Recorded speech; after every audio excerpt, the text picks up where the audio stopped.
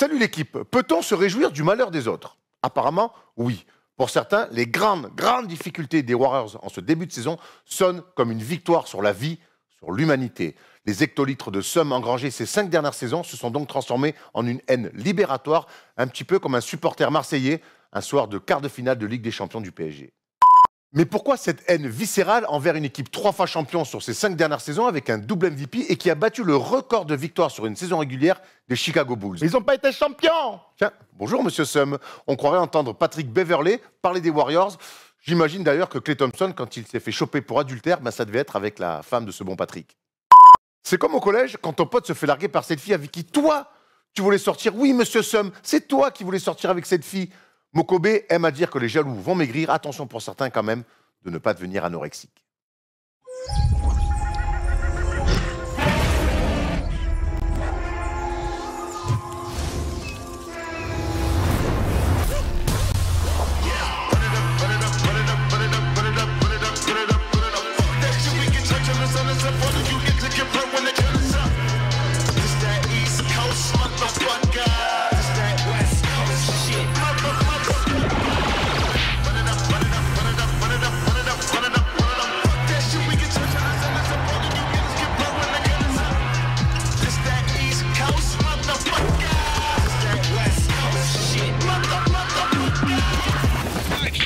My peak. Yeah. Bring a diamond around me, it's a...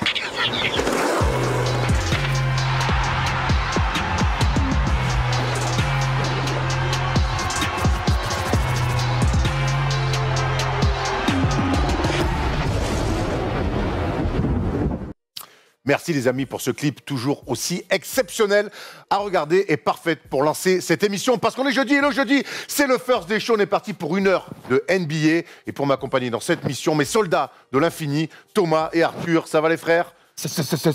Pardon. Ah, je veux qu'on avait invité ces fous. Ouais, non, évidemment. Mais c'est vrai que ce clip-là, il nous met la sauce. Donc, du coup, avec Arthur, on a décidé de twerker pendant la séquence. Mais malheureusement, il n'y aura pas d'image. Moi, je me suis régalé en tout cas, par contre. Je préfère Arthur quand même, il est un peu... Ah, il est plus fit. Hein. Vaut mieux pour son métier. Hein. Ça va, Tutur? Ça va et toi? Vilaine défaite au buzzer hein, ce week-end. Hein. Ça arrive. Malakoff, on n'est pas content. Hein. Racontez-nous un peu, parce que apparemment, il y a Kobe qui était en face et qui a mis un TG avec la Non, un beau panier, rien à dire. On passera dans mon bureau quand même, parce qu'avec l'oseille qu'on te donne, c'est pas normal qu'on perde comme ça. Bref, on est là quand même pas pour parler de pré-national de l'Île-de-France, mais bien pour parler de NBA. Au programme, on va aller sur les news. Ben Simmons a marqué un premier 3 points. Et alors première news incroyable. On va parler aussi vers gagner de l'oseille, un débat sur... un power ranking sur ce premier mois de saison NBA et vous allez voir que c'est pas si simple que ça de trouver qui est le MVP de ce premier mois tant il y a des performances assez exceptionnelles, un focus sur Evan Fournier qui n'est pas en course pour être MVP mais qui est plutôt bon ces derniers temps et ça fait beaucoup de bien au Magic d'Orlando et puis on finira avec le quiz. Arthur la dernière fois sur le quiz on n'avait pas été très bon je crois. Pas très bon ouais. Alors là j'espère que ça fait 2 fois que je gagne il me semble. Oui bravo. 2 ou 3. C'était Thomas qui avait gagné la dernière fois. Ouais mais là du coup c'est lui qui il a gagné 2 fois sur Oliver Miller et sur Aaron Afflalo de UCLA tout à fait. On est bien, on est en place? Je crois bien. On est bien installé dans ton canapé? On est prêt. Très joli maillot des Raiders, bravo. Merci, on supporte les Raiders. Grande classe. Allez. C'est un hoodie, c'est pas un maillot. Hein, un hoodie. Moi, je fais pas la différence. Relou les daltoniens. Balance les news. 4 seconds, down to 3. Hart steps back, fires, that's the game! Alléluia, alléluia, alléluia, maman. Ben Simmons a mis une filoche à 3 points. Corner, évidemment, ça ne pouvait se passer que contre les Knicks et au Madison Square Garden. Mais peu importe, l'histoire retiendra que Ben Simmons a mis un premier 3 points en carrière face aux Knicks. Incroyable. Et alors Bah ouais. Hein. Alors c'était à Philly par contre. Ah, c'est à Philly, pardon. C'était à Philly, d'où la réaction extraordinaire du public. C'était très aigué à l'Euro 2020, à l'Euro 2000. Hein. Il a mis une reprise de volée, un but en or incroyable. Alors oui, évidemment, on se moque un peu, mais ça traduit quand même une légère progression d'un mec qui, avant, ne tirait absolument jamais, ou alors vraiment il était obligé. Et puis il a mis une belle filoche et le commentateur a crié il did it, tu vois, incroyable. Donc non, c'est les moments un peu marrants de la NBA quoi. Ouais non c'est sûr. Et puis on le sentait venir, hein. On voyait qu'il en tentait un petit peu plus. Pendant la pré-saison, je crois qu'il en avait mis un. Il y avait eu aussi pas mal de montages. C'était marrant. Donc écoute, c'est bien pour lui. si ça peut déjà le libérer, au moins c'est son premier, on voit qu'il célèbre pas, qu'il n'y a pas le petit sourire, qu'il regarde pas le banc, donc voilà, il est concentré, il savait que ça allait venir, donc voilà. Hein. Au-delà de l'aspect un peu marrant de la chose, parce que c'est vrai qu'il est beaucoup raillé pour son tir extérieur un peu cata, ça dénote une progression, parce que si on analyse un peu, on fait une petite palette de ce tir, c'est un décalage, il prend, il doute pas, il attrape, il tire, il y a une gestuelle qui est correcte, et une main ferme, et ça fait filoche. Donc ça reste qu'un 3 points dans une carrière, mais en tout cas, on sent qu'il y a un travail, et que le travail paie. Tout à fait, et donc du coup, il se retrouve parmi les tout meilleurs shooters de NBA, puisqu'il est à 1 sur 1 cette saison, 100% à 3 points. Ils sont 4. Ils sont 4. Hello, Steph Curry, I'm coming. Ils sont 4, alors je vais vous les donner parce qu'on ne va pas les trouver. Il y a Oshie Brissett, Charles Brown Jr. et Justin Robinson. Voilà, Ok. bravo, ils sont 4, donc être à 100% à 3 points cette saison. Bravo en tout cas à Ben Simmons, ça nous régale hein, de toute manière. On a vu pas mal de montages, tu le disais, et je pense qu'on en reverra de plus en plus, puisque monsieur a décidé de tirer à 3 points. Au moins tenter. Et on sait très bien, on imagine que s'il commence à avoir un tir à peu près fiable, ça va. On n'y est pas encore. On n'y est pas encore, mais en tout cas, voilà, c'est le début d'une histoire pour notre ami. C'est clair. Il vient de débuter après 3 ans de NBA quand même, ne l'oublions pas. On enchaîne avec un mutant, et on sait que c'est un peu ton joueur préféré à Arthur. Ouais. C'est notre ami LeBron James, triple-double face au OKC. Jusqu'à là, rien d'exceptionnel.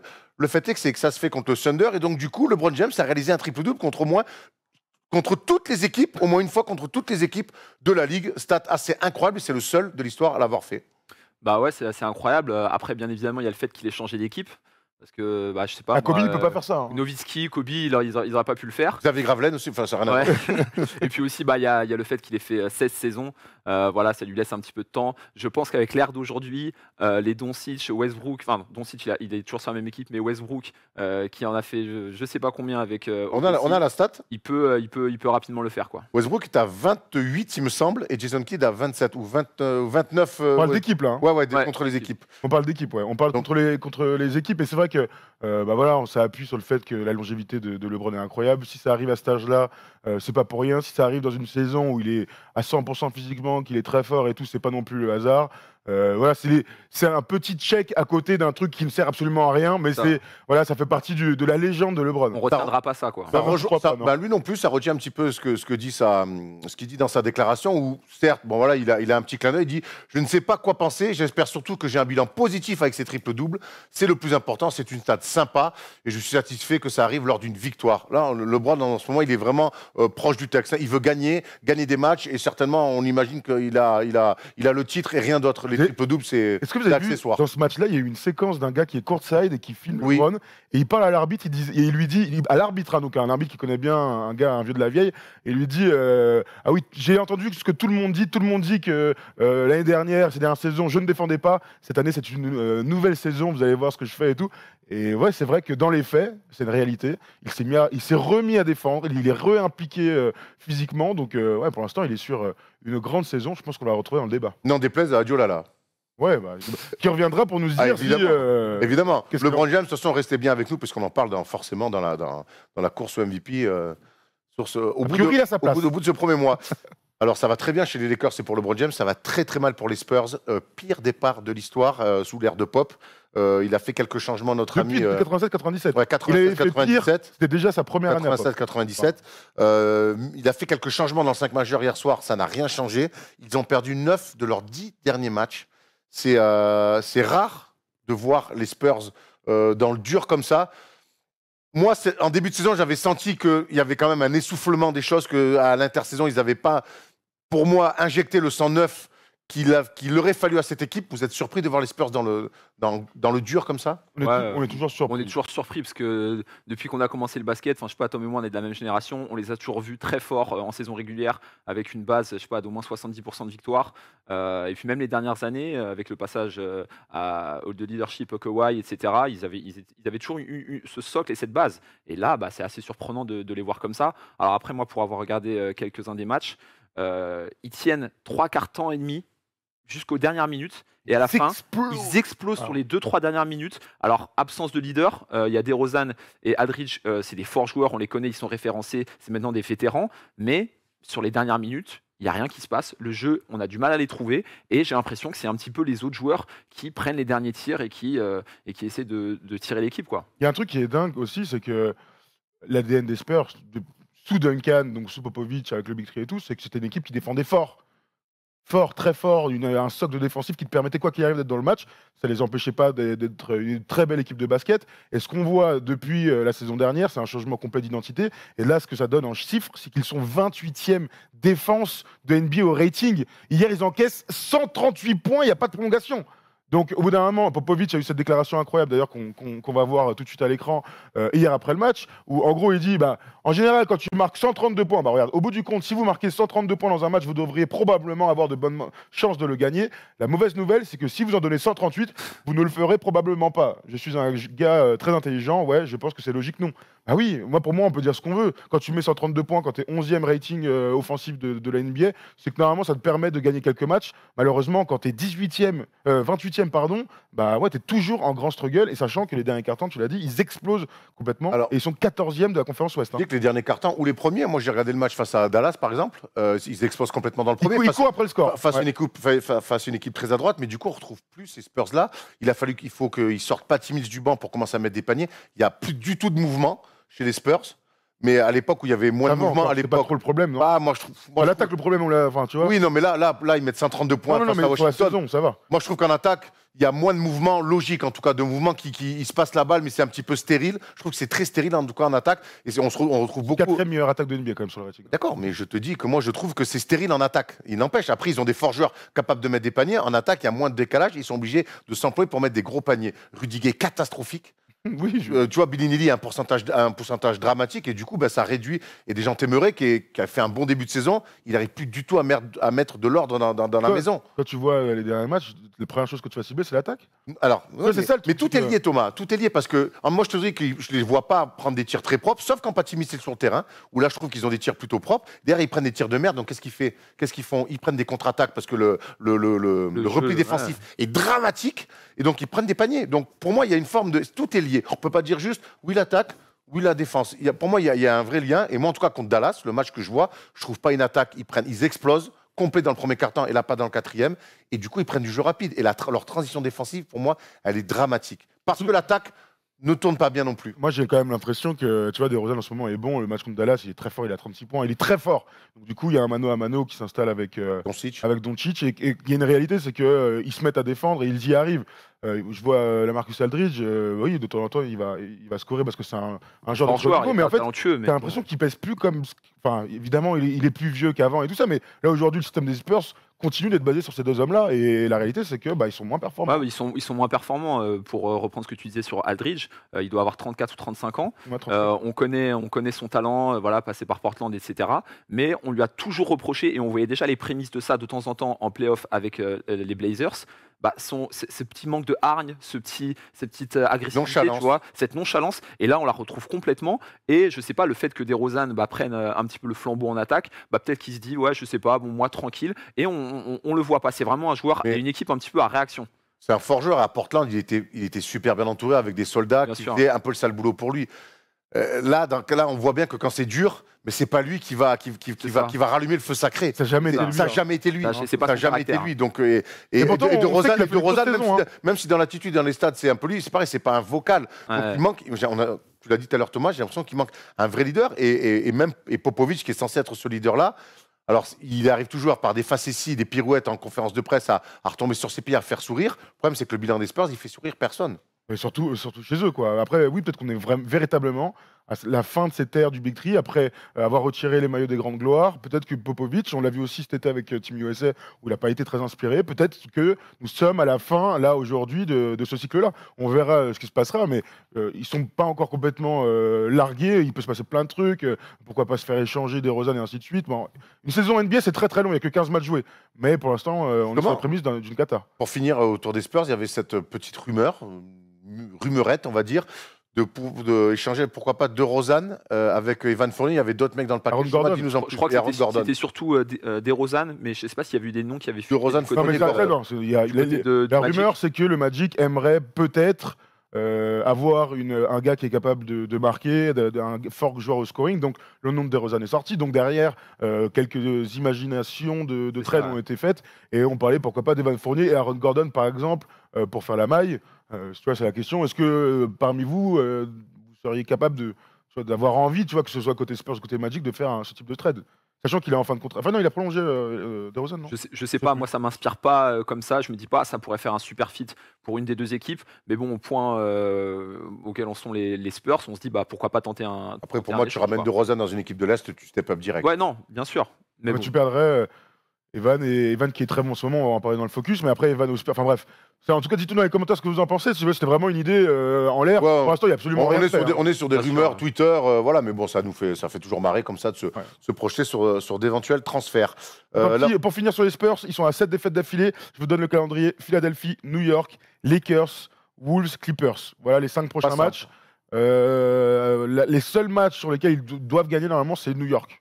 Enfin, c'est le seul. parle d'ailleurs. bien par contre. Ah bah désolé, ton équipe de Nas. Parce que Francky est très bien en ce moment. Francky, bravo. Hein, Il régale. hier, Il a bravo, fait hein. kiffer. Hein. Ah ouais, bravo. Bravo Francky.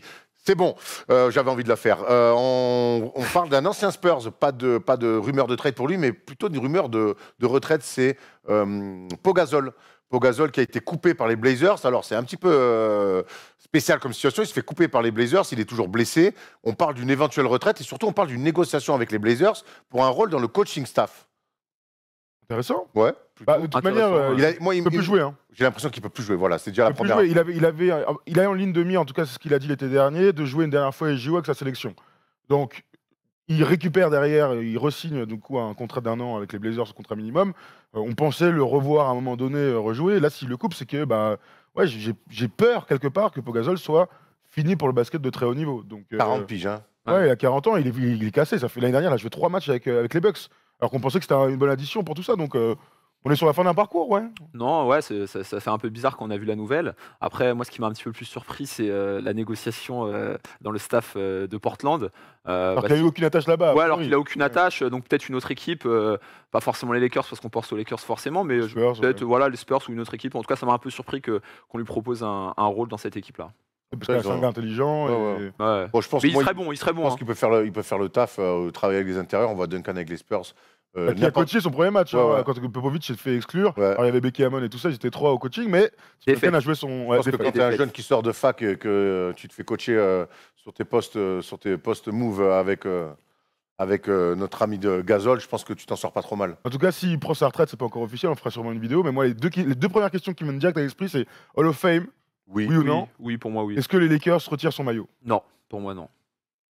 Non, c'est Oui. compliqué parce Il gagne que 2 titres et tout. il hein. gagne 2 titres, mais tu Il est vois, All-Star, il a une superbe carrière. On parle pas suffisamment, je trouve, aussi de sa carrière FIBA, qui est incroyable.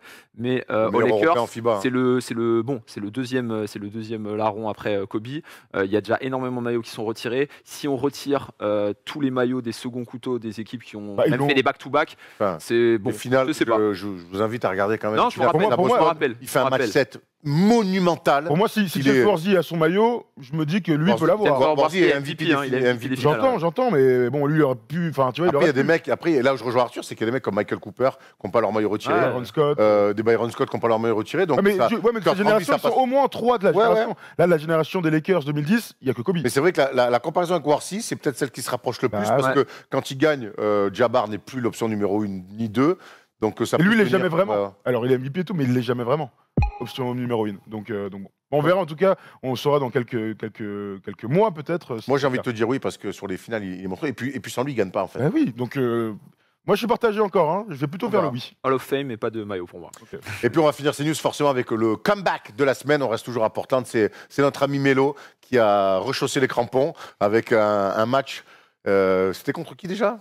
Pelicans. Contre les Pelicans, une défaite sans Lillard. On va pas leur jeter la pierre. 4 sur 14. Il a mis sa première filoche à 3 points, 10 points, 4 sur 14, 5 ballons perdus. Moins 20 de plus Ouais, minus. moins 20 de plus-minus. Hein, et surtout, moi, ce qui m'a choqué, bah, c'est ce choix de numéro. 0-0. Ouais, mais une fois que tu t'y es fait, on peut plus rien dire. Qu'est-ce qu'il Putain. fait ce qu'il veut. Ouais. aussi. Là, il voulait peut-être faire. C'est peut-être son niveau actuel en fait. Robert Parrish. Ouais, Robert Parrish.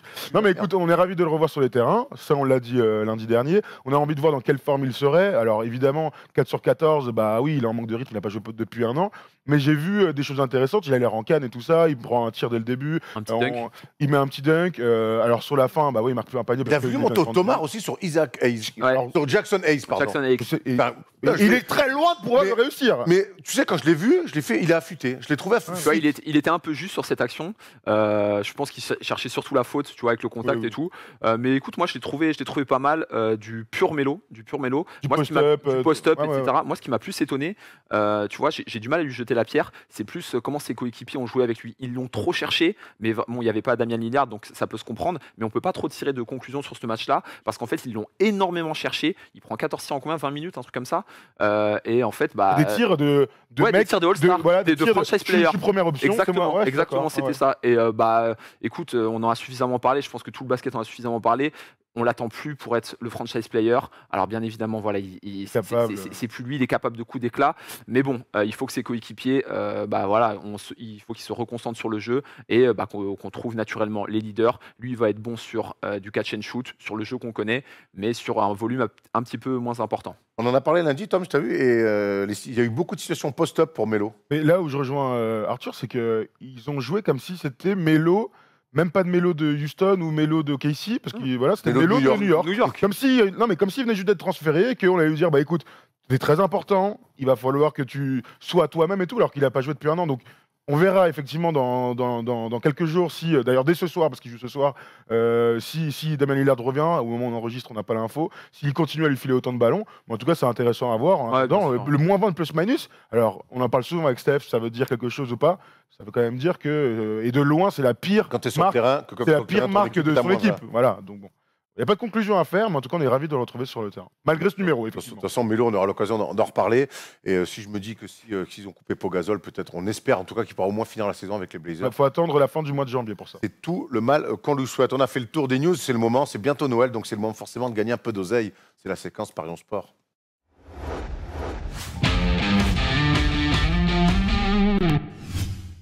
Hier soir, sur les réseaux sociaux, on vous a demandé quelle allait être. Waouh, quelle était la meilleure équipe défensive hier soir. Oui, Waouh, toujours compliqué. Hein. Vivement Noël. Hein. ouais, vivement Noël. Oui, donc la question, c'est quelle équipe encaissera le moins de points ce soir? Alors, il y a eu beaucoup de propositions, les Sixers, les Bucks, des équipes tout à fait normales. Normal, Mais qui a gagné? Qui a remporté? assez Ce improbable. petit truc, ce sont les Bulls, les Chicago Bulls, donc qui jouaient contre les Detroit Pistons et qui ont gagné donc 109-89. Donc la meilleure équipe défensive, ce sont les Bulls. Pff, incroyable. Trouver un gagnant quand même. Et oui, parce que deux personnes. Alors il y a eu encore des petits malins qui ont tenté de mettre Bulls ce matin. Les gars, il va falloir arrêter, mais on vérifie tout ça. Ils ont été deux à trouver. Il y a Crack Bern avec le drapeau camerounais. On va trouver un petit message. Et El Grande Magnifico qui a dit. Écoutez ça, parce que ça va rester dans la prospérité. Les Bulls, virgule, faut bien tenter MDR. Donc bravo à toi, tu m'as régalé. Tu as écrit ça à 6h30 PM hier soir. Donc bravo. On vous enverra un petit message pour récupérer vos gains. Voilà. Très bien. Allez, maintenant, on va se projeter sur les matchs de la soirée et on va tenter, comme toujours, pour commencer avec des paris plutôt safe de Thomas. Tout à fait. Alors c'est une soirée à deux matchs. C'est difficile de faire monter les cotes quand il y a deux matchs avec beaucoup d'incertitudes, puisque on l'a dit, Damien Lillard, au moment où on tourne, on ne sait pas s'il va jouer pour son équipe des Blazers. Mais alors voici le petit pari que moi je vous propose. Alors une victoire à domicile, celle des Phoenix Suns face aux Pelicans. 1,52. Ils ont besoin de gagner Phoenix en plus en ce Tout moment. à fait. Donc, au complet, à voir comment ils vont jouer. Et donc, Milwaukee, alors, c'est plus difficile. J'ai pris le pari de me dire que Portland n'aurait pas Damien Lillard. Donc, je vois un énorme écart pour faire gonfler un peu ma cote. Milwaukee gagne marque plus de 117 points dans ce match-là. Pour rappel, hier, ils ont marqué 135 points. Donc, Milwaukee continue à carburer dans cette NBA. Donc, voilà, ça me fait une petite cote à 2,20. Et puis, si on se projette un peu, qui va pouvoir défendre sur Yanis en Ah bah face je peux te le dire, hein. Personne. Voilà. Voilà, lui-même. On peut voir un duel, a priori, entre Melo et Giannis. Hein. Bon courage, Carmelo. J'aime beaucoup Camelo, vous le savez, mais bon, au bout d'un moment. Ça va être chaud là. Au deuxième match, tu l'envoies au charbon. Comme Ouais, ça. c'est clair. Bon, Tu vas voilà, une petite cote à 2,20. Tu vas pas lui rendre service. Mais bon, on sait que vous aimez prendre un petit peu des risques, donc on va essayer de voir un petit peu avec des paris fous ce que je peux vous proposer de mon côté. Toujours pareil, donc moi, pareil, deux matchs, donc ça va être compliqué d'être complètement cinglé. C'est pas le but non plus. Donc voilà, dans le match entre les Suns et les Pelicans, ben moi je vois Brandon Ingram mettre 24 points ou plus. Il est plutôt bien en ce moment, il fait un bon début de saison. Brandon Ingram, et en l'absence de Zion Williamson, ben il se fait pas prier. Il est bon. Je ne fais pas prier pour prendre des tirs et mettre des pantons. Et puis, toujours dans le match entre les Bucks et les 13 Blazers, ben, je suis un peu comme Thomas, je vois un gros écart côté pour les Bucks. Donc, je vois une défaite de Portland de 16 points au moins. avec une cote à 2,50. Si on cumule les deux, ça fait une cote à 5. Voilà, c'est Ça fou. se tente. C'est fou, mais c'est pas non Ça se plus tente. quand même complètement débile. Donc voilà, une cote de 5 avec Brandon Ingram à 24 points au plus et une défaite de Portland de 16 points. Voilà, sur le parquet des Bucks. Ça se tente. De toute Carte manière, il n'y a bancaire. pas 1000 trucs à faire. On vous a aussi sorti une petite cote boostée. On n'a pas parlé de Devin Booker, mais donc Devin Booker fait une très belle saison aussi, au scoring notamment. Et C'est une sur ce cote match-là, Booker alors. C'est une cote Booker alors. c'est une cote bouquet tout à fait. Regardez Devin Booker à 25 points minimum dans ce match-là. La cote passe de 1,55 à 2. Ça se tente. Ça se tente. Ça se tente clairement, on est d'accord. Largement. Il va mettre ses 25 contre les Pelicans. J'y crois largement. Ah, voilà, écoute, voilà, si vous êtes chaud, 20 € max sur ce petit pari. Et puis on se retrouve donc dimanche pour le NBA Sundays. Et on vous donnera nos paris sur le match. Parfait, c'est le moment de parler de qui est le MVP de ce début de saison après un mois de compète. Il y a beaucoup de clients. Vous allez voir ça, on vous en a choisi 5. Dennis Rodman, if you forget all about the hair and all the tattoos, watching play basketball, he can do.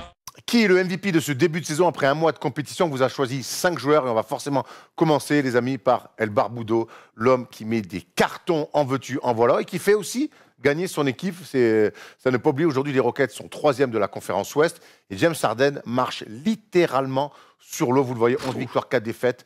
Oh là. Plus de 38 points par Incroyable. match, quasiment 6 rebonds, 7,5 assists et un pourcentage tout à fait correct pour le volume pris. Messieurs, aujourd'hui, quel regard vous avez sur ce début de saison d'Harden?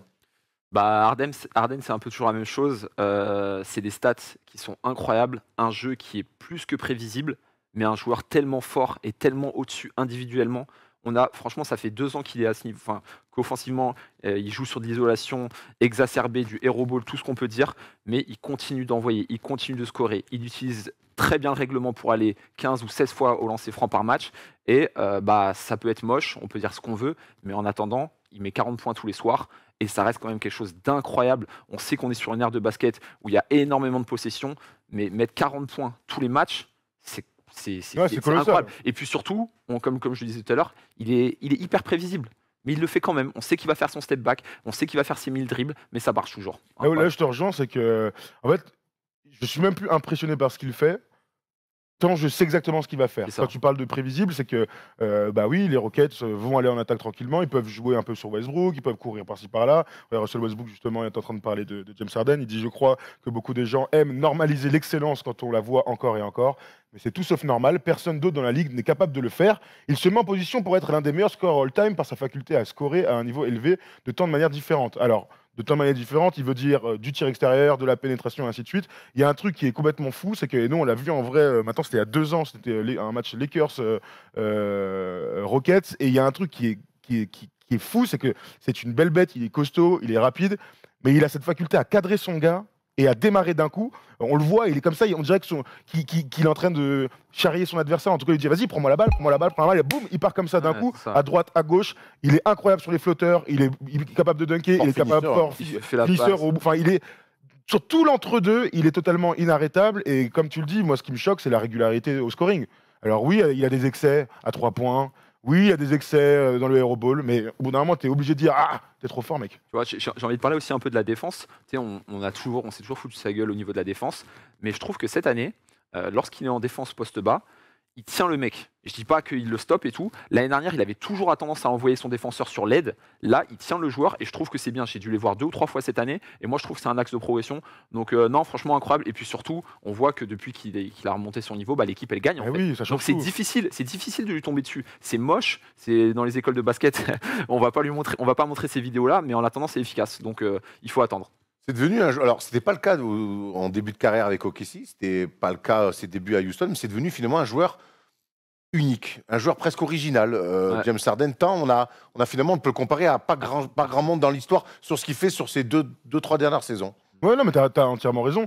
Bah, là, tu vois. Est-ce que ça vous fait kiffer, vous deux? Bah, attends, déjà, je te pose une question et après, on répond à la Vas-y. tienne. Là, comme ça, tu réfléchis. Moi, je- À qui il te fait penser dans l'histoire du basket? Non, mais Tu vois, non, mais là, sur comme ça. sur un meneur deuxième arrière comme ça, très fort dans la main, tu dis Iverson, mais même Iverson, c'était pas ça. Ouais, c'est ça. Même Iverson, c'était pas ça. Là, autant de dribbles, et puis des step back, un step back, step back, step Avec back. la faute, Être- bam, avec tac, ouais, ouais, mais c'est non, aller provoquer autant de fautes. Non, moi, j'ai aucune comparaison de joueurs. c'est la comme ça. réponse que je voulais entendre.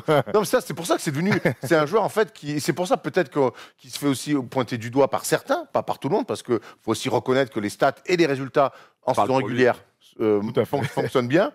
Mais c'est un joueur finalement qui a, comme Curry a réinventé à un moment donné le basket, lui, il impose son propre style.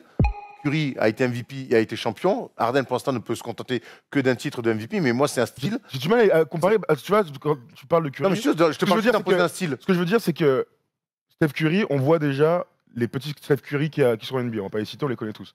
Est-ce qu'on peut imaginer que des joueurs s'inspirent énormément de James Harden pour appliquer la même chose? Je pense pas. Ça peut arriver, on Moi, verra. Hein. Tu sais pourquoi je pense pas? Parce qu'en fait, il est tellement efficace dans ce style de. Il n'y a aucun rythme. Tu vois, je pense qu'on reverra. Enfin, on reverra pas ça. Je ne vais pas dire ça, on sait jamais. Mais de l'adresse, du step back, du mal. Enfin, c'était pas prévu dès le début, mais je pense que James Harden est en train de devenir un joueur unique. Ouais, c'est ça. On n'a jamais vu ça. Ouais, on n'a jamais vu ça. Ouais, c'est bizarre. Et maintenant, et on aura toute la saison pour en parler. Maintenant, on va voir. On sait où on l'entend, notre ami. J'attends aussi juste. Et d'ailleurs, on fera normalement la semaine prochaine un débat sur les Rockets et on parlera un petit peu beaucoup même de son duo avec Westbrook, qui a l'air quand même s'il arrive à sortir quelques matchs sur du rythme et du triple-double, il a quand même du mal à trouver. J'ai l'impression qu'il a quand même du mal à avoir des repères avec notre ami. Pas facile de jouer autour de lui. Hein. Non, c'est sûr. Non, c'est pas facile. Après, bon, tu l'as dit, Arthur, il gagne des matchs. Hein. Là, On peut pas leur tomber dessus. Pour rien vous cacher, on voulait faire une news justement sur la série de victoires des Rockets. Alors, ils ont perdu hier contre Denver, ils se sont fait laminer parce que c'est une bonne équipe en face. Au bout d'un moment, il y a des gars qui sont capables de s'opposer. Ils perdent. Par contre, je vois des défenses qui s'adaptent contre Portland. Alors, Portland doit essayer de revenir dans le match. Ils font des prises à 2 très haut. C'est-à-dire que les mecs déboulent et ils disent vas-y, lâche la balle. Et hier, c'est un peu ça aussi. Donc il est limité à 27 points. De toute façon, aujourd'hui, c'est la réalité. Aujourd'hui, c'est ça. Et quand tu vois 27 points, tu te dis waouh, qu'est-ce qui s'est passé? Il a fait un petit match. C'est fou, hein. Alors, en fait, alors que 27 points, de toute façon, c'est un super on signe match. ça. Ouais, tous les jours. Arthur, c'est ta moyenne depuis 3 ans N1. De toute façon, aujourd'hui, les équipes. N2. Aujourd'hui, les équipes, elles se disent, quand on voit les options faites par Portland et par Denver hier, c'est dire moi, je perds contre Houston, mais toi, tu m'en mets pas 40. C'est les autres qui vont les mettre. Exactement. Et à vous de nous battre. Là, on voit des stats là sur la série de victoires. Le truc, c'est que la réalité aussi, c'est que quand on dit une équipe doit bien jouer au basket et tout, il faut capable de poser le jeu, capable de mettre des systèmes en place. Le truc d'Harden, et ça me fait penser à LeBron aussi pendant ses meilleures années encore aujourd'hui, c'est que les mecs sont tellement forts qu'en fait, juste d'avoir la balle dans les mains et que les gars, la défense se concentre, c'est un système en soi. Parce que ça va ralentir le jeu, parce que derrière tu prends pas de contre-attaque, parce que tu peux gérer les moments importants et ainsi de suite. On verra en play-off, parce qu'on l'attend en play-off. Là, au bout d'un moment, ça sert à rien d'être à 40 points par match en saison régulière si tu vas jamais en finale ou en finale de conférence. Donc voilà, mais en tout cas, le gars est tellement fort qu'il a un système à lui-même. Et t'as vu les stats, elles sont ouf. Hein. En attaque, le rating est à 114. En défense, t'es proche des 100. Ouais, c'est des stats de très bonne équipe de NBA. Très bien. On enchaîne avec le MVP en titre, Giannis Antetokounmpo. 2 salles, 2 ambiances comparé à Harden, mais pareil avec des stats assez incroyables et un bilan collectif encore très sérieux. Les Bucks sont actuellement 2e de la conférence Est et Giannis Antetokounmpo continue de marcher sur l'eau à l'image de sa saison dernière. Plus de 30 Incroyable. points, quasiment 14 rebonds, 6 passes décisives et un pourcentage de quasiment 59%. Et puis surtout, c'est pas marqué dans les stats, mais en ce moment, tonton, il met dedans. Ouais. Il met dedans externe. Et notre ami, là, il réalise, alors c'est vrai qu'on en parle presque un peu moins, malgré le fait qu'il soit MVP en titre, mais il réalise un début de saison monstrueux, le grec. Chris Middleton est blessé. Du coup, comment il s'adapte? Eric Bledsoe a plus de ballons, bon, forcément. Mais lui est encore plus fort. Tu l'as dit, quand je regarde les stats, là, du 30 points, 14 rebonds, 6 passes, 58% au tir, il ajoute à ça, et c'est une nouveauté, alors un pourcentage, vite fait, 30% à 3 points, mais il en tente 4,4. Elle est là l'évolution, c'est ça qu'on attend de lui. Évidemment, on veut qu'il marque des 3 points et tout ça, mais il est là, il en prend. Donc du coup, t'es obligé. On voit des défenses qui le laissent genre, allez, vas-y, tire, et il en met. Et ce qui est intéressant, Arthur, c'est qu'il en prend. Il en prend pas en mode je suis obligé, fin de possession. Ouais. Il en prend, il arrive en contre-attaque, les mecs reculent pour le repli défensif, parfait. Boum, je sanctionne. Il y a dans l'évolution, au-delà des pourcentages, je les prends de manière beaucoup plus naturelle et je punis les transitions défensives qui reculent beaucoup trop. Et ça, là, c'est pareil. Tout à l'heure, on parlait de Ben Simmons, donc lui, il est déjà plus en avance là-dessus, mais il sanctionne clairement tous les replis défensifs beaucoup trop, qui l'attendent beaucoup trop. Il est capable de mettre dedans en transition. Ouais, non, bien sûr, on voit qu'il a un petit peu plus de confiance sur son tir. Déjà, tu parles du volume, il prend 4,4 tirs à 3 points par match. Voilà, c'est une belle évolution.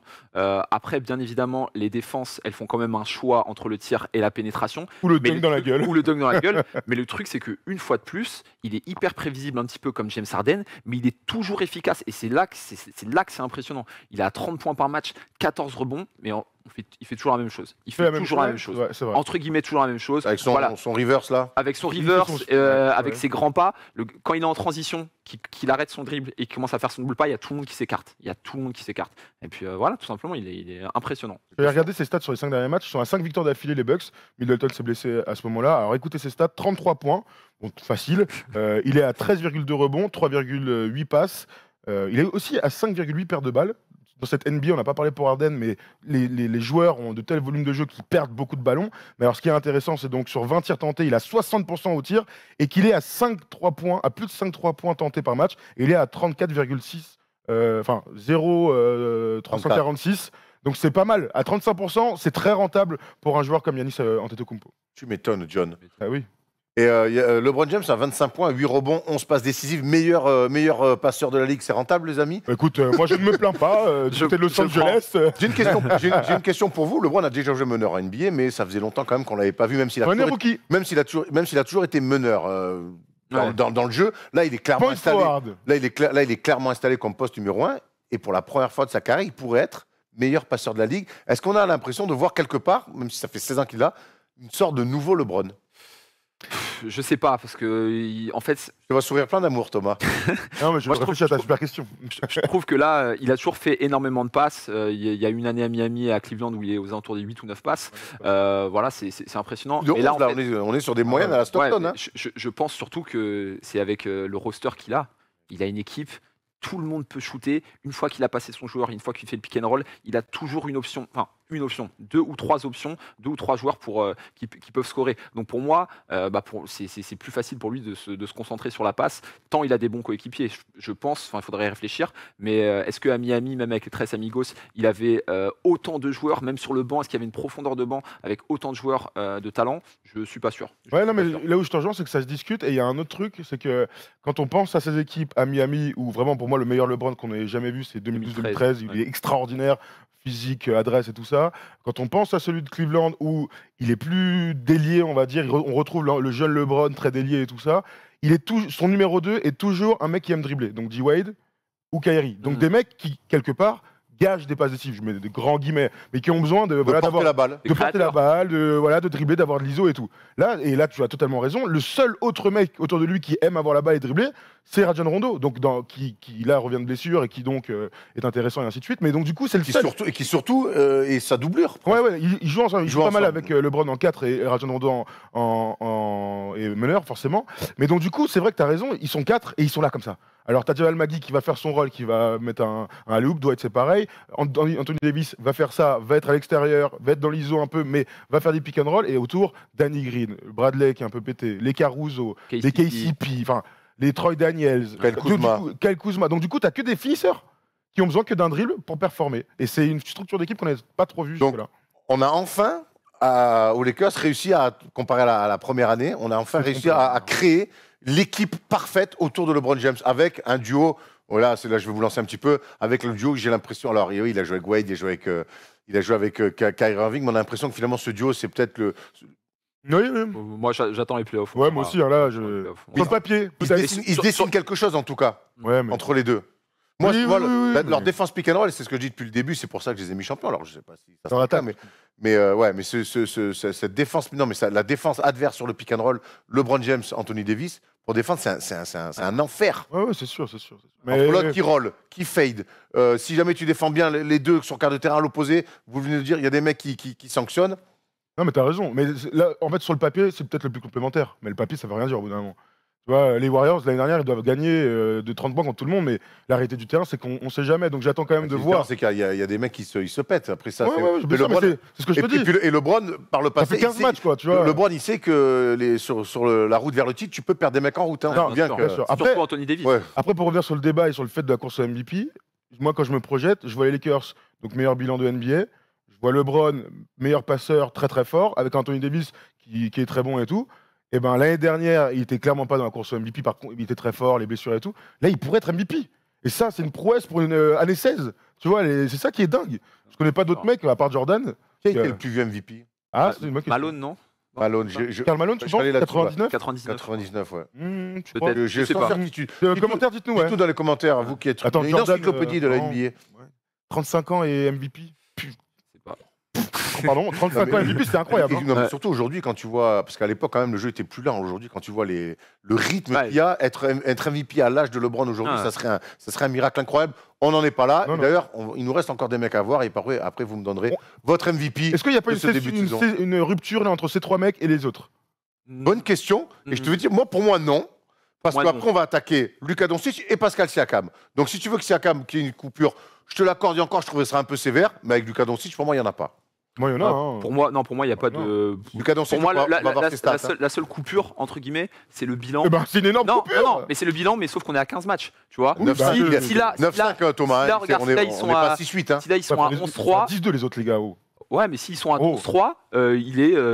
Mais il est est pas largement- 11-3, moi, je- Mais il y a que deux, il y a Ah que bah, deux matchs. Il y a que 2 matchs. Là, je sais pas. Je vais l'encenser comme tout le monde, hein, Lucas, puisqu'il est trop fort. Mais ta question, elle est intéressante de savoir est-ce que Il y a une session. finalement, c'est le deuxième chapeau un peu dans cette course au MVP. Moi, je te dis que non. Par le bilan, parce que 9-5 Dallas, c'est bien, le bilan c'est bien, mais c'est aussi bien de voir quel bilan tu fais avec quelle équipe. Ils n'étaient pas attendus là, ça reste une surprise de voir Dallas si haut. Et puis il y a la manière, il y a ce qu'on voit, il y a les éclaboussures de lumière et d'or de basket qui nous met dans la gueule. C'est un peu Il notre petit Jésus, c'est ça que tu veux exactement. dire. c'est ça. Il ouvre la mer par ses dribbles et par ses passes. D'ailleurs, Et ma par grand-mère a par ses décidé de la tellement- mettre dans la crèche hein, cette année. Le mec, il y aurait un peu de Lucas comme ça. à côté des rois mages. Ouais.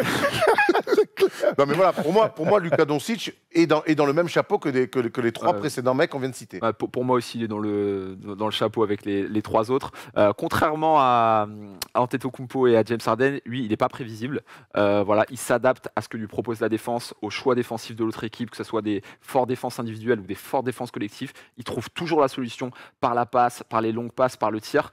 Et j'ai l'impression qu'en fait, il est inarrêtable dans son registre, mais il est inarrêtable. On n'arrive pas. Il est quand même beaucoup sur son step back. Alors on ne sait jamais quand est-ce On qu'on va sait pas déclencher. on sait pas quand est-ce qu'il va le faire. On sait pas quand est-ce qu'il va le faire. Moi, je suis quand même. On sait que c'est un joueur à droit.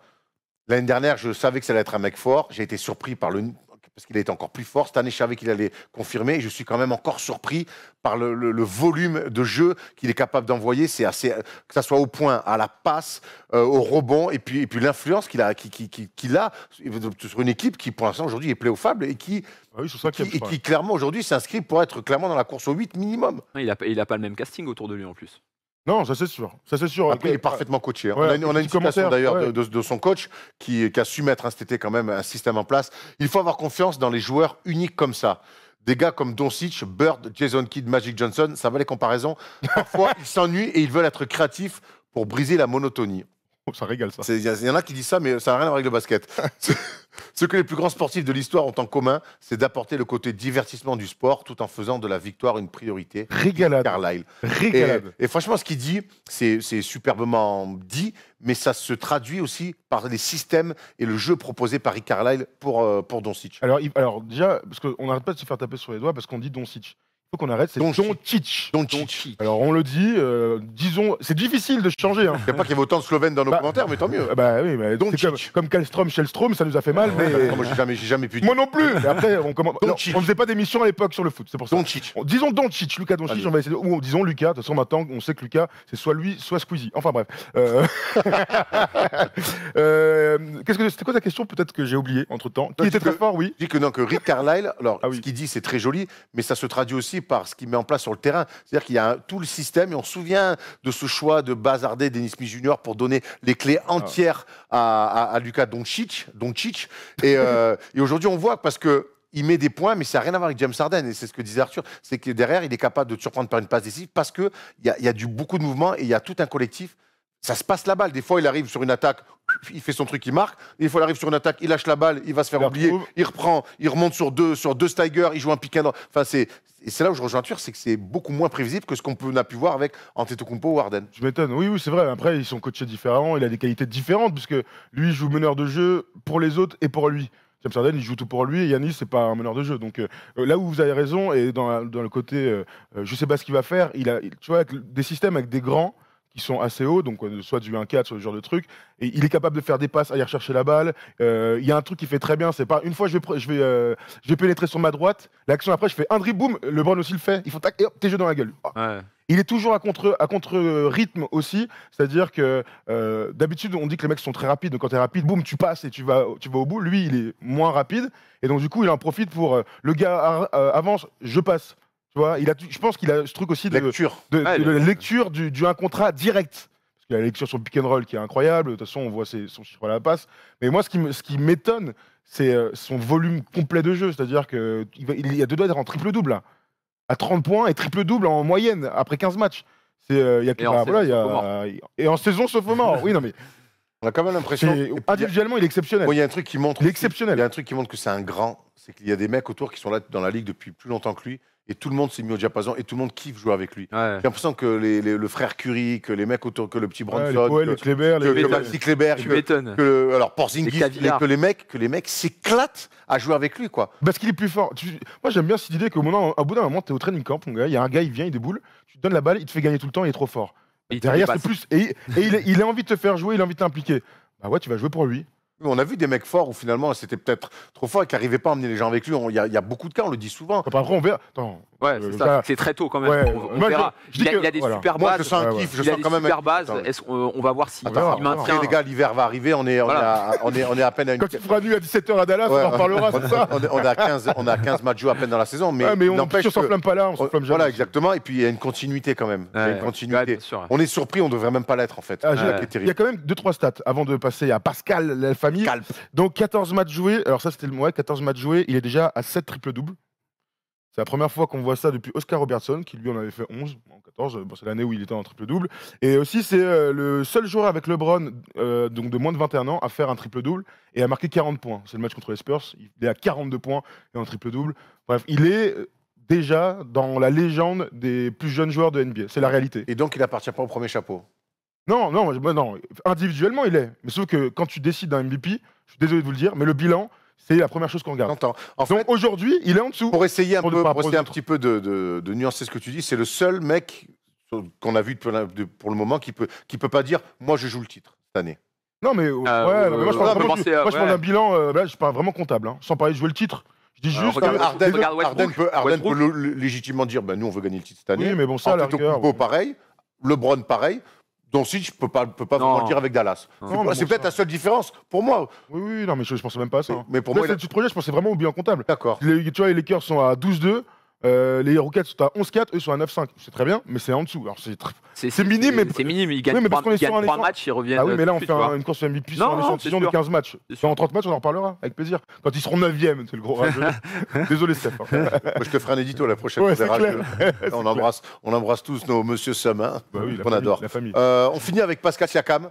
Pascal Siakam, le Camerounais, qui est monstrueux, à qui on a filé un gros contrat cet été, à qui on a donné la confiance de toute une franchise. Eh ben, tonton, faut pas lui en promettre. Bilan des Raptors 10-4. Eh ben, il l'a pris en l'absence en plus de calories en ce moment. Il est très très fort, plus de 25 points, quasi 9 rebonds, plus de 4 passes, un super pourcentage des victoires. Et Arthur, il est partout, Pascal Siakam, Ah, des il- deux côtés du terrain, au contre, il est à droit à l'extérieur, il est fort près du cercle. On retrouve le Siakam qu'on avait vu sur les finales NBA. Ouais, moi, ce qui m'impressionne le plus, c'est que, en fait, il n'a pas oublié de défendre. On savait qu'il allait avoir un volume de jeu plus important, plus de minutes, plus de responsabilités, plus de tirs, mais il arrive à maintenir cette constance défensive. On le voit faire des contres, on le voit tenir les joueurs, il se projette hyper vite. Et franchement, pour moi, c'est une surprise. Je le voyais pas à ce niveau-là. Je le voyais plus aux alentours des 20 points, peut-être avec un pourcentage bas et tout. Ce qui aurait été déjà très bien. Ce qui aurait déjà été très bien. Ouais, Et on ouais. aurait dit, OK, les 130 millions, pas de problème. Mais là, 25 points les stats, 46% au tir. C'est impressionnant. Et puis surtout, il fait gagner son équipe. On avait des doutes vraiment lorsqu'on leur a remis la bague, etc. Mais en fait, ils enchaînent. Et avec son compère Van Vliet, ils régalent. Les deux, ils régalent. T'as envie de final, Mister Thomas- and One, hein. Au final, les doutes qu'on a pu avoir, qu'on avait émis dans les previews, Tom, c'était sévère finalement. Non, je pense que c'était légitime. De toute Ouais. manière, tu sais, c'est toujours pareil. Tu demandes toujours un peu plus au mec. Donc, soit le gars, effectivement, son plafond est là où tout le monde le voit, soit il explose. Pascal Siakam, à chaque fois, il explose les compteurs. Je regardais, alors ses stats, regarde, il y a cette phase-là qui est ouf. Donc, les plus grosses hausses de points en l'espace de 2 saisons. Donc, Pascal Siakam est à plus 19,9. Allez, Pascal, augmente un peu pour faire 20, un chiffre rond, s'il te plaît. Tu vois, donc, il dépasse Dale Ellis, qui donc Dale Ellis. Il y a 20 je dis Dale Ellis, ouais, un arrière des années 80-90. Neil Johnston et Cliff Hagan. Voilà, dans les années 50. Pour vous dire combien Pascal Siakam est un joueur incroyable. Et moi, ce qui m'intéresse dans ça, c'est donc les points, mais le volume de shoot. Écoutez, il passe il y a 2017-2018, donc 81 matchs, il est à 7 points par match, il tire 6 fois par match. L'année dernière, il est à 12 tentatives par match, et là, il est à 20,4. Et il assure, et tu gagnes des matchs. Il est incroyable, il faisait partie de nos bonnes surprises du début de semaine. Donc je te pose la question, est-ce que tu penses qu'il est capable de faire MIP? Ça s'est jamais fait, ça s'est jamais vu, je crois pas. Bah écoute, pour moi c'est possible, hein. Franchement pour moi c'est possible. Si on oubliait le fait qu'il soit déjà MVP l'année dernière et qu'il passe les stades du coup de l'année dernière au stade de cette année, c'est largement possible. Pour moi, je le vois beaucoup plus par exemple MIP une deuxième saison que même dans la course au MVP. Pour moi, il est clairement un ton en dessous, ne serait-ce qu'en termes de volume de points et aussi un petit peu le bilan collectif, même si j'ai dit qu'on n'en tenait pas compte. Je pense pas qu'ils seront très très haut à l'ouest. À l'est. Ils seront pas haut. Pas dans le top 2, je pense pas. Je le vois après Boston. Philly et Milwaukee. Et même Boston, hein, Boston Ouais. c'est fort. Et Boston, on verra. C'est une Boston, très on verra. grosse équipe. Hein. Ouais. Ah oui, mais j'ai pas tant. Mais je les Ouais, vois. non, mais on se pose la question, mais c'est un lien. Voilà. Très fort équipe. Hein. Ils font des trucs. Ah ouais, on les a Oui, vus hier, on a vu un match de très haut niveau face aux Clippers qui se joue sur pas grand chose, sur Tout à fait. un tomard dans la gueule, et un contre d'un mutant. Et justement, Qui n'est pas dans la liste. il n'est pas dans la liste. Pourquoi Kawhi Leonard, on n'a pas voulu le mettre dans la liste? Parce qu'il y a un management un petit peu particulier autour de lui. On parle du bilan collectif. Mais alors, avant d'aller dans les bilans collectifs, c'est bien de jouer aussi, pas de jouer tous les matchs, et enfin, en tout cas, au moins plus de matchs que ce que joue Kawhi. On est d'accord avec ça? Ouais, je suis d'accord. Hein. Pour moi, on peut pas le mettre dedans. Sur le Même. potentiel, Il est évidemment. très fort. On sait Trop tout ce fort. qu'il est capable de faire. Ouais. Franchement, et visuellement, c'est incroyable ce qu'il dégage. Mais c'est juste que voilà, il y a pas le nombre de matchs. On verra à combien il va finir. Peut-être, je sais pas, entre 55 et 60 peut-être, ou peut-être un peu plus. C'est un peu plus. Ouais. J'espère un peu plus. Et sur 40%. Il a raté 4 matchs sur 10, donc ouais, il rate un match sur 3, quoi. Donc c'est beaucoup. Et puis après, Beaucoup, on va pas.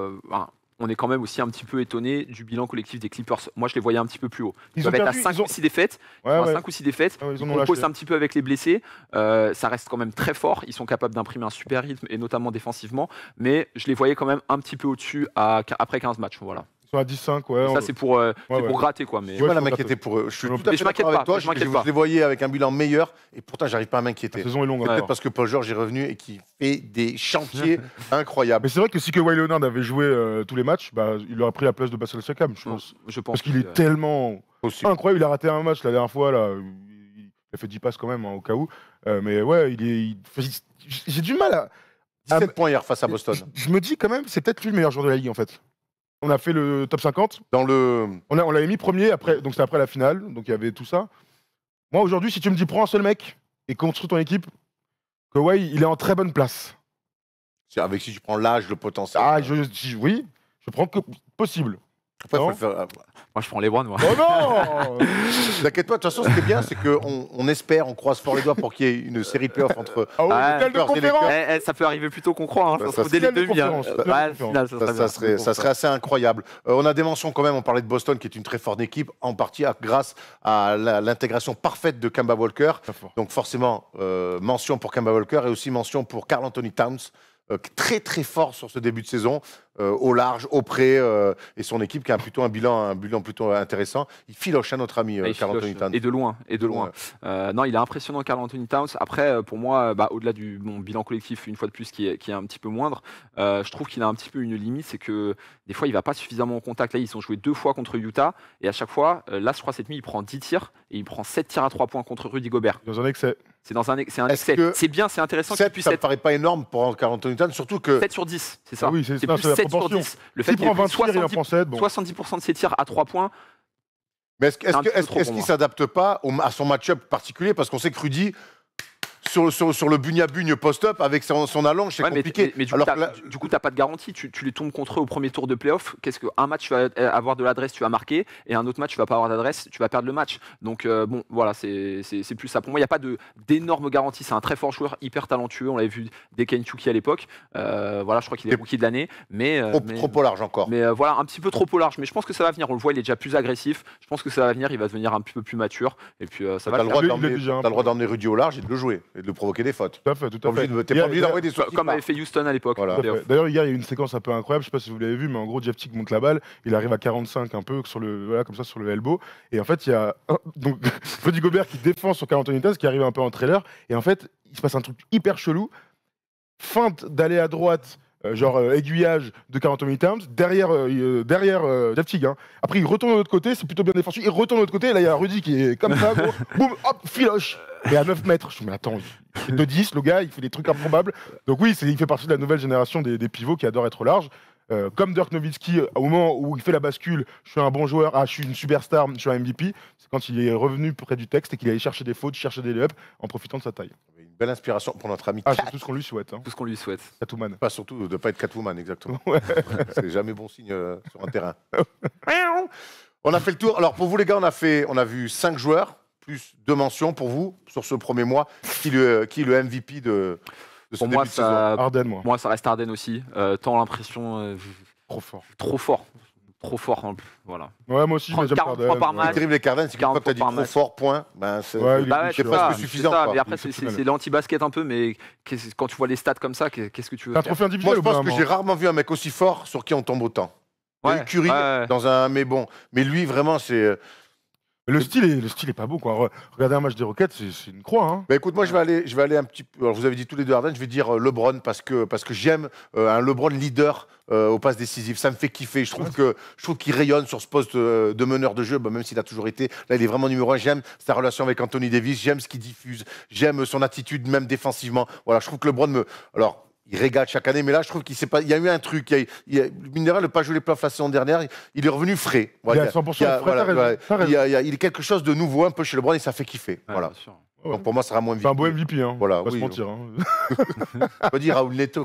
On salue qui fait du bon taf d'ailleurs avec les Sixers, notre ami Raoul qui était venu dans les studios Raoul. de Mixicom, ne l'oublions pas. On va parler d'Evan Fournier. Il n'est pas dans la course au MVP, mais Vavan, il fournit en ce moment, c'est le focus. Hein. They do have a timeout. Decide not to use it. Curry, way downtown. Bang! Evan Fournier fait du bien au Orlando Magic en ce moment et pour preuve, il n'est descendu que 4 fois sous la barre des 14 points cette saison. Il shoot, sur le mois de novembre, il shoot à 51% à 3 points avec au moins 5 tirs tentés. Et surtout, le Magic, les gars, s'est remis à gagner des matchs. On savait qu'on attendait cette équipe. C'était aussi l'année de la confirmation. Ça a été un début un petit peu compliqué.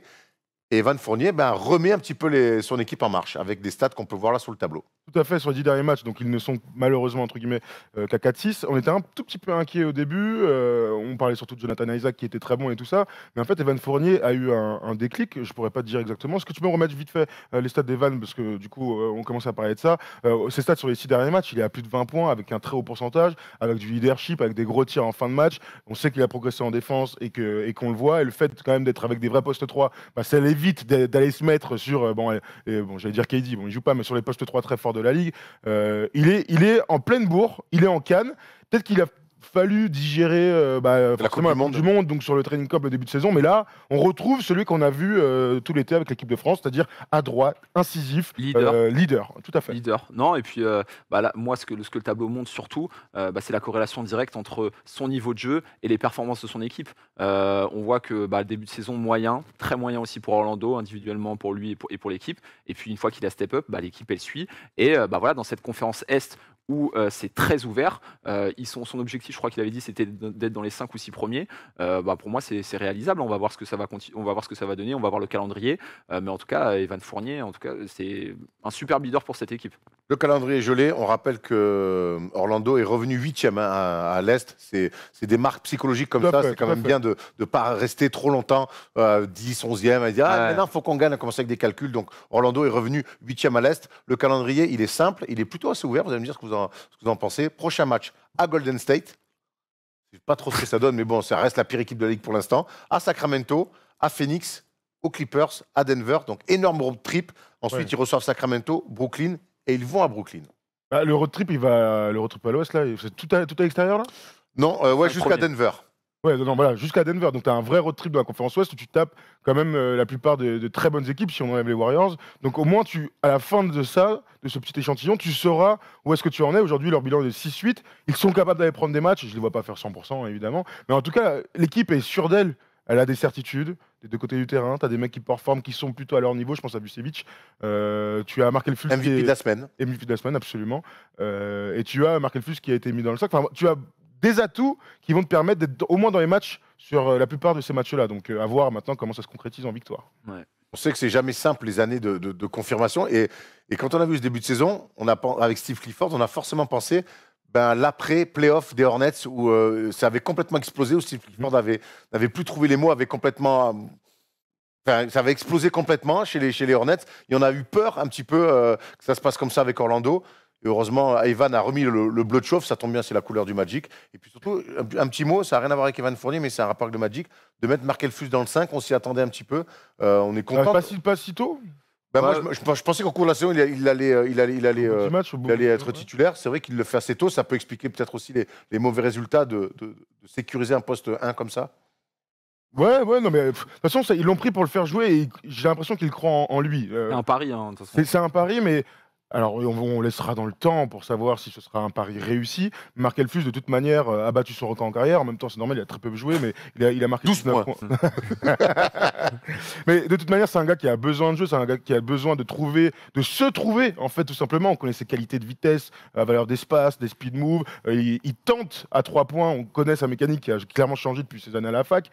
Ça doit être à terme, un de leurs leaders, en fait. Vu le potentiel qu'il a. Alors, tu as beaucoup d'autres gros potentiels. Hein. Jonathan Isaac est vraiment un super joueur en devenir. Donc, tu as plein de petites pièces comme ça sur lesquelles Mobamba.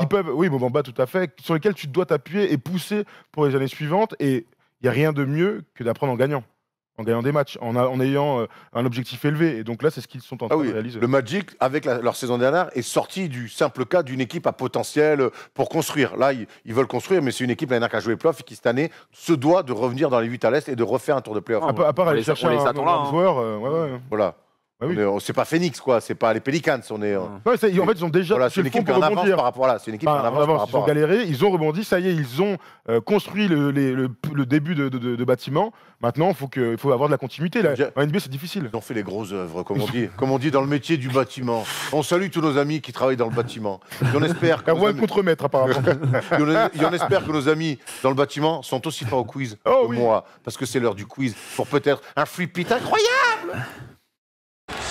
It's Lillard. He got the shot off. Lillard, good! Salut les gars!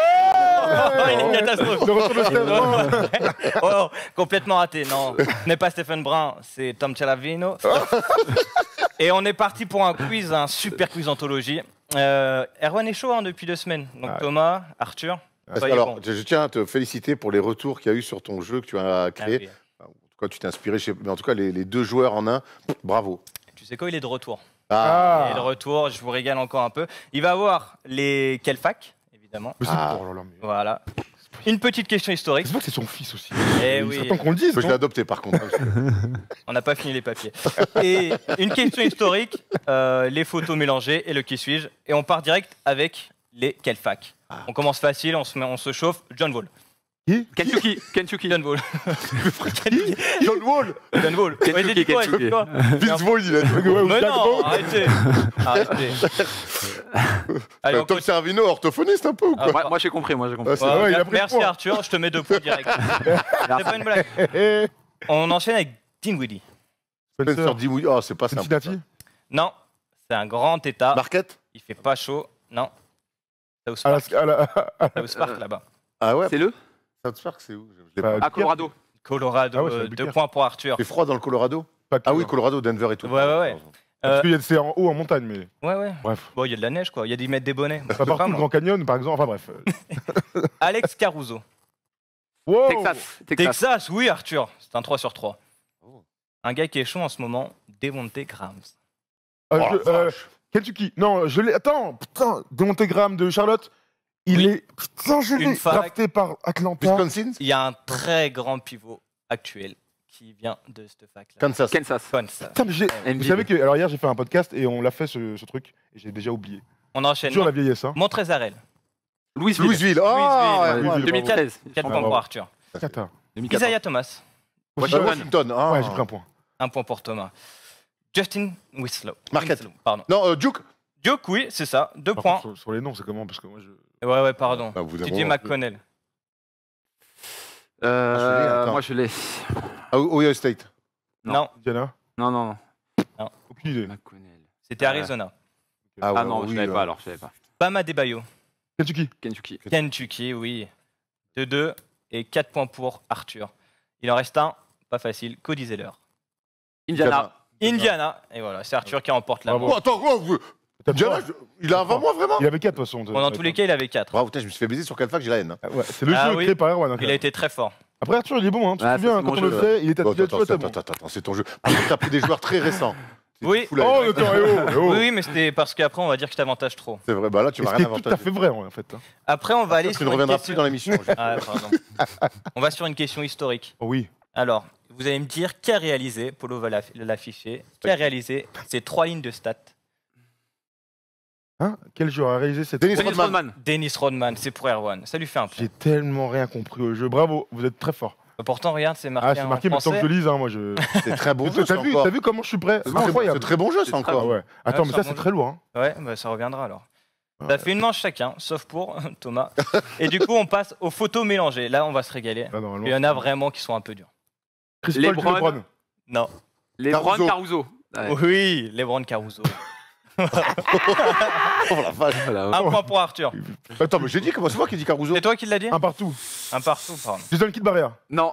Jason Kidd. Ah, Non. le. Ah, je Non, sais, ouais, Williams. Oui, Jason. Jason Williams. Jason Williams, ça ouais. La coupe de cheveux, Ah, gros. j'avais pas. Ah ouais. Ah, ok, d'accord, je savais pas. On peut enchaîner. Westbrook KD Durant. Grant. Ouais. Westbrook, il dit. Un point, un peu pour tout le monde. Vince Carter. Et Oui. Ibaka. Non. Regardez ce smile. Dwight Howard. Dwight. Ah ouais. Bien joué, bien joué. 3 points pour Erwan. Ah, il régale ce jeu. DeRozan. Paul Pierce. Non, DeRozan, on l'a. Et le Kylori. Et Kylori. Ah, j'allais dire évidemment. Gervinho. Pour la coiffure, j'avoue. Nikina. Igna. Ouais. Et c'est qui l'autre? Avec la barbe comme ça? Ah, c'est 2 gars qui parlent pas beaucoup. Hein. Kawhi Leonard. Oui, Kawhi. Ah, J'ai ouais. trop d'indices. Bien joué, bien joué. Ah ouais, c'est le net que Kawhi. Oh la vache, incroyable. C'est dur, hein. Evan Fournier. Fournier. Ah, il est Et dur. Augustine. Mais je sais pas pourquoi ça a mélangé. Enfin, ça a changé un peu le Non, visage. jamais. Curry. Non, les gars, ils ont un lien. Pensez toujours au lien. Gobert. Eh oui, Les avec- yeux, ouais. c'est les yeux. Ouais. Pas mal, pas mal, pas mal, pas mal. Carl Melo, Carmelo, Chris Chris Paul. Paul. Oui, les 2 pour Arthur. Au bandeau. Bravo, hein. Bravo. Erwan est toujours devant. Alors lui, attention, Drummond. lui il vaut 2 points parce que le mélange était catastrophique. On dirait quand on faisait nos têtes dans tout cas il y a 5 ans. Alors il y a Drummond, ouais. Très bien. Tu Et- peux mettre la photo d'après. Et Blake Griffin. Et Blake Griffin, oui. Ah ouais. J'ai dit ça parce que t'as dit qu'ils avaient un lien. Ouais, non, non, mais il n'y a regarde, jamais regarde Blake le Griffin. mélange, il est cata. Il en reste un dernier, une petite Ça, décision. c'est en fait, c'est Drummond après accident de voiture, quoi. Thomas Thomas Dufort. Dufant. Et Magic Johnson. Et oui, Magic. Et Avec tu le passes lien. devant Thomas, tu Oh gagnes. ouais. Eh oui, bravo. La famille Magic, hein. Les gars, vous avez tous gagné une manche, ça tombe Thomas bien. Dufort et Magic Johnson. Il reste un qui suis-je. Et c'est parti. Oh, attends. Je suis né le 26 juin 1976. Je passe par la fac de Eastern Michigan, où j'effectue 4 saisons de 94 à 98. Je serai un très fort joueur de high school. 12,5 points de moyenne la première année, puis 15,5, 19,1 De high school ou de fac? de fac, pardon. Et 25,7 points pour finir. 25 points. Ajoutez à cela 5,5 passes. Et vous avez un joueur plus que sérieux. C'est pourquoi je me présente à la draft de 98 plein d'ambition. Résultat, pas drafté. Oh. Mais du coup, j'enchaîne les piges. Un peu comme moi. La ressemblance s'arrête ici. Du coup, de 98 à 99, je passerai par les Nets, les Cavaliers. L'année suivante, j'irai du côté d'Orlando, avant de revenir à Cleveland. Enfin, de 2000 à 2003, je passerai du côté des Clippers et de Golden State. Finalement, il faut que j'attende 2003 pour qu'une équipe veuille bien me faire confiance. Pas trop tôt. Je signe à Denver pour un contrat de 5 ans. L'année suivante, je claque un match à 32 points. Un record pour un gars comme moi. Earl Hawkins. Earl Boykins. Bravo. Bravo. Bien joué. Earl Boykins, Bravo. sa famille, 1m60. Il a poste joué. horaire, bravo. Incroyable photo. hein. Oh, le Bien joué. bœuf. Bravo. C'est d'Empire. Et dans Eric Dampire, les bras. Eh oui, bravo, Erwan. Bravo. Earl Boykins. Ouais, bravo. Ouais, bravo. Après, il Ah, part mais- en Europe, il revient. Tu vois, Ouais. j'ai gagné, mais j'ai le seum sur les facs. Vraiment, Bon, ça va, faut pas vraiment. lancer, alors, Arthur, on va les manger ensemble, on va se faire que des facs. on va s'entraîner. Bravo, Earl Tom, c'est Hawkins, lourd. Bravo, très Bravo. bien. Merci, les gars. Ah, c'est très Bon, bon. bah, allez, il faut les piger à Canal Afrique maintenant. Parce Et que il faut ramener argent. Oh non, oh non, mais attends, on est où là? On est où Arthur, merci. Merci à vous. Alors, on a bah, un petit concours. Vas-y. On a un petit concours parce que vous savez qu'Arthur, bon, c'est la famille et tout ça, mais Arthur, il a 200 followers sur Twitter, on peut pas le laisser comme ça. 275. Ouais, c'est pareil. Et il va Faut pas- venir maintenant régulièrement. Alors, Donc il va tweeter, il va donner ses avis. Donc les gars, On va faire un petit jeu On concours. va faire un jeu concours et comme ça on va voir si on a une petite portée un peu auprès de nos mecs. Parce que d'habitude, vous savez qu'on fait le hashtag Vrega en toute fin d'émission et on sait que ça marche. N'hésitez pas à nous faire un petit hashtag Vrega. Mais si vous êtes les meilleurs, parce que vous êtes les meilleurs de toute manière, on va aller suivre notre ami Arthur et on va tenter de battre les 1000 abonnés là d'ici la semaine prochaine. Et si la semaine prochaine, vous avez 1000 abonnés, on vous envoie la casquette de votre choix. On les mettra sur Twitter, on en a environ 55. Donc celui qui gagne, on fera un tirage au sort parmi les nouveaux abonnés d'Arthur. Et puis, tu recevras, toi, mon ami, une petite casquette. Ça te va, Arthur? Merci les gars. Et tu nous enverras un petit... C'est vraiment un petit kiff entre nous. Il n'y a absolument rien à gagner, à part une casquette pour quelqu'un qu'Erwan aura porté et transpiré dedans. Voilà. Clairement. Dans le meilleur des cas. Meilleur. Je suis à 12 abonnés si jamais. Ah, mais il y a Jeff Ravine. Ah, c'est vrai que tu as un nouveau compte aussi. Oui, Il faudra oui. faire double. Enfin, bon, lui, l'énorme différence, c'est que lui, il est payé pour être là. Donc, Et puis il est là toutes les semaines. ouais, en plus, voilà. Allez, On suivre abonne. quand même Tom Ciaravino, Monsieur Quiz. Et puis t'as un gros baiser. On peut enchaîner. On peut conclure. Allez, ben, on va surtout conclure après cette remarque catastrophique. On se retrouve dimanche pour les paris par Parions Sport et on se retrouve lundi pour une nouvelle vidéo. On va voir là où l'actu nous mène et puis on vous offrira une ou deux vidéos lundi matin. Ciao l'équipe, on se retrouve très rapidement sur la First Team. Comme d'habitude, bis l'équipe, bon week-end, la vie.